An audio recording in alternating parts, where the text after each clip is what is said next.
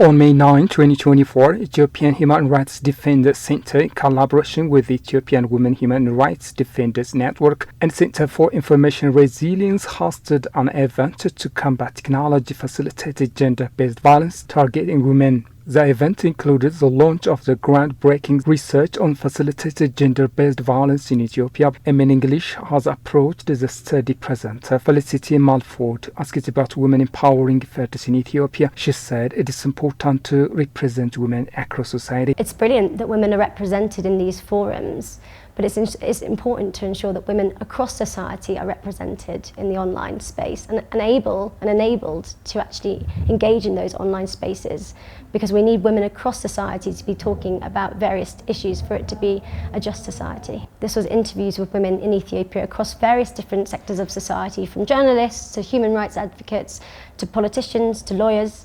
They were all saying that when they engaged with the online space, it was so toxic and so harsh, and the backlash was so severe that they would withdraw from these spaces. And in effect, by withdrawing from spaces, women are being silenced. You're no longer active in this space, so you're losing a whole percentage of the population because it feels unsafe for them to be there. According to the study presented by Center for Information Resilience, finds that social media abuse silencing women and making them withdraw from the digital space. Addressing gender-based violence online will require the intervention of the technology companies that govern the commercial internet to prevent and combat abuse across networks and services. In our recommendations, we also look at social media platform accountability.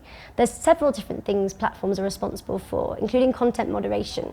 And Ethiopia has, I think, 67 or more languages online alone. Now, there are not that many content moderators in Ethiopia across those platforms with language expertise. So it's about developing tools that they can use to better identify things that could be TF-GBV or other forms of abuse.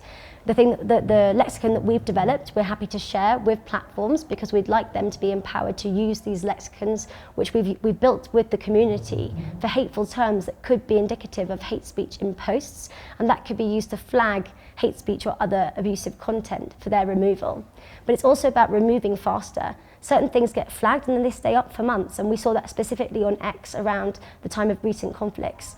It's important to make sure things get removed in the right amount of time. A call to action by Center urged government, civil society, social media companies and users to fulfill their obligations in creating a safer digital space for women and the youth.